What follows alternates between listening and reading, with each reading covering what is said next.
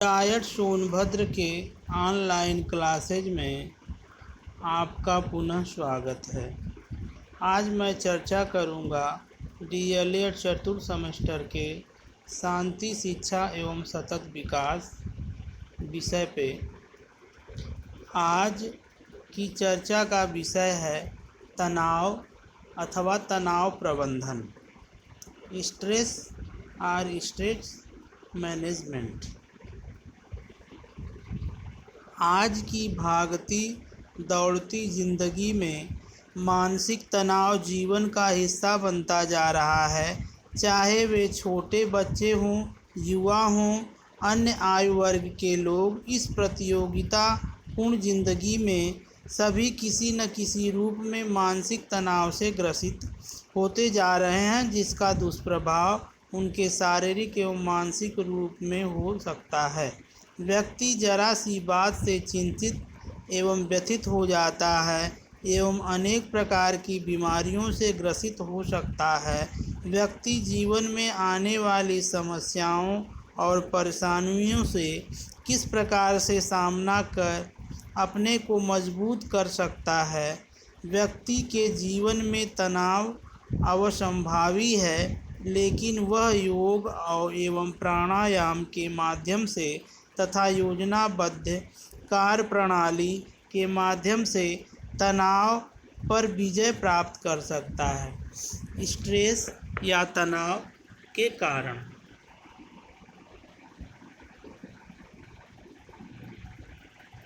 तनाव के प्रमुख कारण, मेन काजेज ऑफ स्ट्रेस।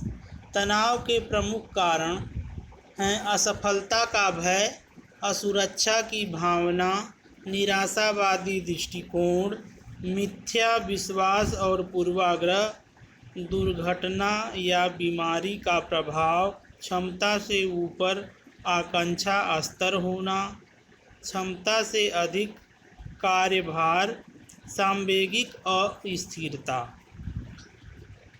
आलोचना के प्रति चिंता, अकेलापन, भविष्य की चिंता, नकारात्मक घटनाओं का प्रभाव, हीनता या श्रेष्ठता की भावना, धैर्य अथवा आत्मविश्वास की कमी, सहनशीलता का अभाव, परिस्थितियों से तालमेल न बिठा पाना।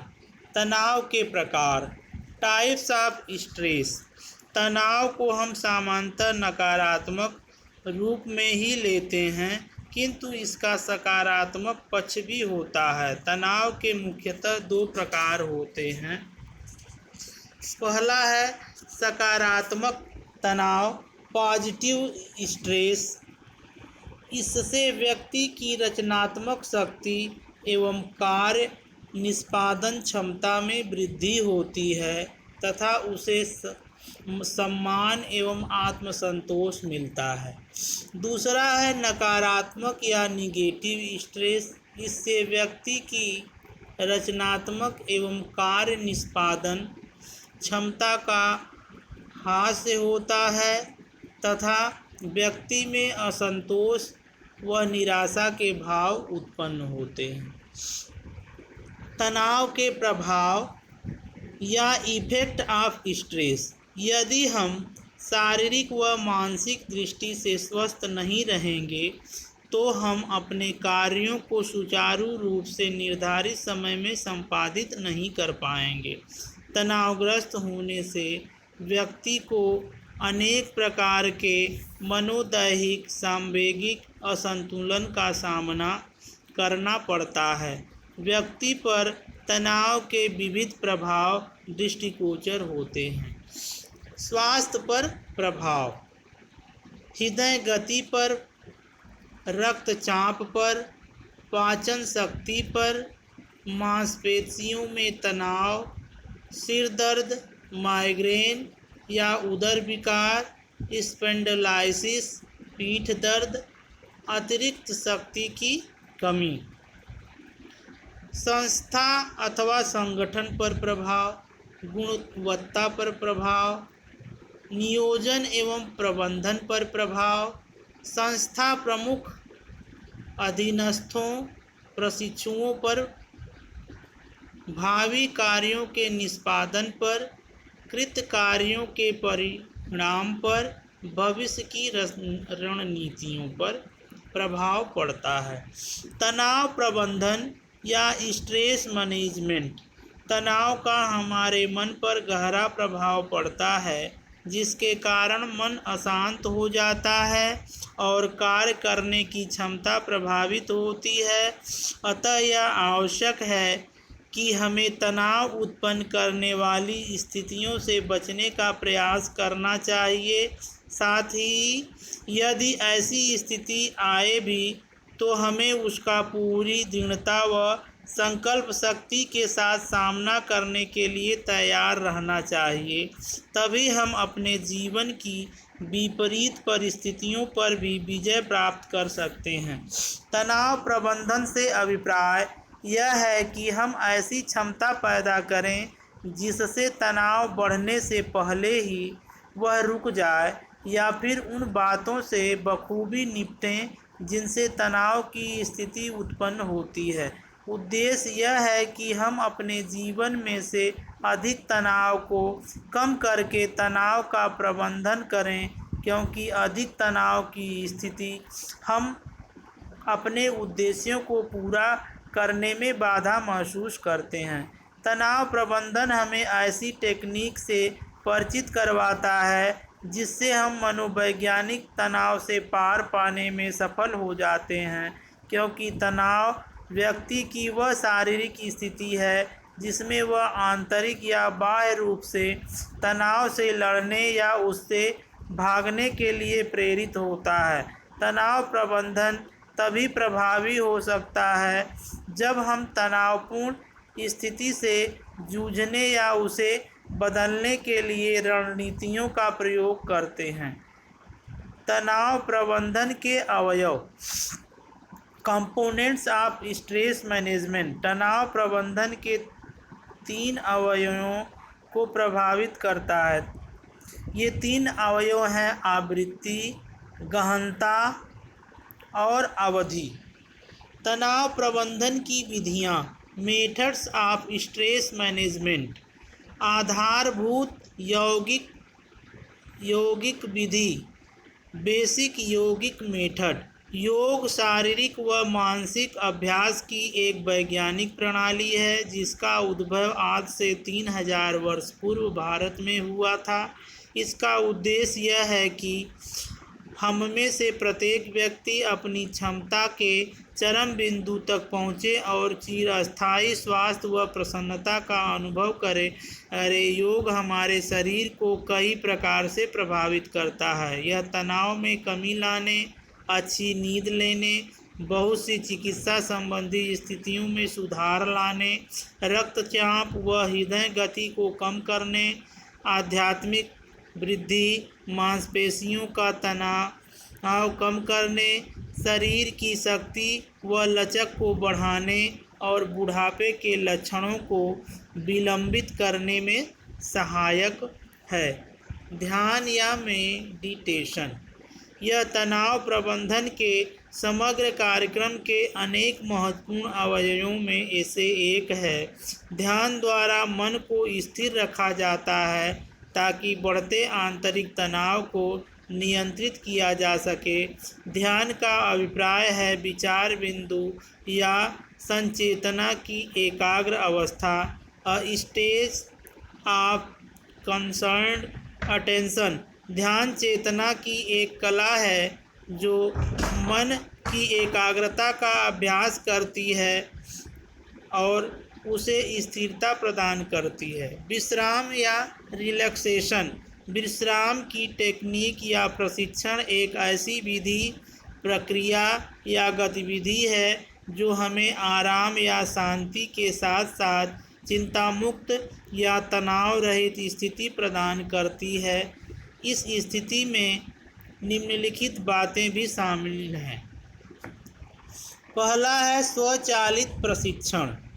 विश्राम की टेक्निक या प्रशिक्षण एक ऐसी विधि, प्रक्रिया या गतिविधि है जो हमें आराम या शांति के साथ साथ चिंता मुक्त या तनाव रहित स्थिति प्रदान करती है। बायोफीडबैक, इसमें इलेक्ट्रॉनिक अनुश्रवण की सहायता से व्यक्ति को प्रशिक्षित किया जाता है और इससे वह आत्म संयम ग्रहण करता है। तीसरा है गहरी सांस लेना। इसमें लंबी सांस लेकर फेफड़ों में हवा भरी जाती है और शरीर का मध्य भाग, जहां छाती व पेट दोनों मिलते हैं, फूल जाता है।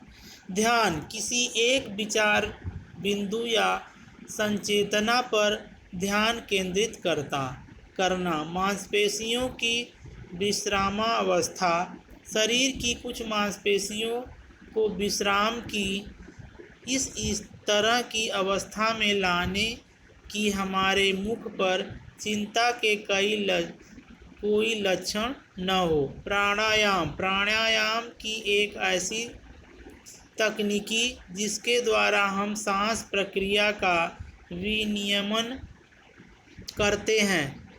मान सदर्शन, यह एक ऐसी प्रक्रिया है जिसमें हम मन के अंदर प्रतिबिंब उत्पन्न करते हैं और इसे हम मान सदर्शन या कल्पना लोक भी कह सकते हैं। चौथा है क्रीड़ाएं एवं मनोरंजनकारी गतिविधियाँ। इसमें पहला है क्रीड़ा या स्पोर्ट, एक ऐसी गतिविधि जो कुछ नियमों या प्रयासों द्वारा अनुशासित होती है और इसमें प्रतिस्पर्धा की भावना बनी रहती है। सामान्यतया क्रीड़ाओं से तात्पर्य उन गतिविधियों से है जहां प्रतियोगी की शारीरिक क्षमताएं ही परिणाम, जीत या हार की प्रमुख मापक होती हैं, लेकिन कुछ एक गतिविधियां ऐसी भी हैं जिनका संबंध शरीर के बनाए मस्तिष्क से होता है, जैसे माइंड स्पोर्ट, मोटर स्पोर्ट आदि। दूसरा है मनोरंजन या रिक्रिएशन या फन, समय का इस तरह से उपयोग है जिससे हमारा शरीर व मस्तिष्क दोनों को सुकून मिलता है। जहां आराम या विश्राम मनोरंजन की एक सहज प्रक्रिया, मनोरंजन उसी प्रक्रिया का एक सक्रिय रूप है जहां मनोरंजन के विविध आयाम हैं। विश्व के धनी क्षेत्रों में जहां जीवन अधिक आरामदायक है और जीवन शैली अधिक गतिशील या सक्रिय नहीं है, उसे सक्रिय मनोरंजन की आवश्यकता बढ़ गई है। तनाव को दूर करने के उपाय। पहला है तनाव के कारणों का पता लगाना चाहिए तथा विश्लेषण कर उसमें समाधान खोजना चाहिए। दूसरा है लक्ष्य का निर्धारण। तीसरा है कुशल समय प्रबंधन। चौथा है शांत रहना। पांचवा है पारिवारिक सहयोग से कार्य करना, चाहे वह घर हो या दफ्तर। छठवां है समाज में लोगों से मिलना जुलना। सातवां है प्रेरणादायक साहित्य का अध्ययन। आठवां है नकारात्मक सोच से बचें व सकारात्मक दृष्टिकोण रखें। नौवां है आत्मविश्वास एवं धैर्य। 10वां है तनाव पर अपने आप को व्यस्त रखें। 11वां है कार्यों की प्राथमिकता का निर्धारण व उन्हें ससमय पूर्ण करना। 12वां है प्रसन्नचित्त रहना। 13वां है नियमित शारीरिक व्यायाम, योग प्राणायाम करें।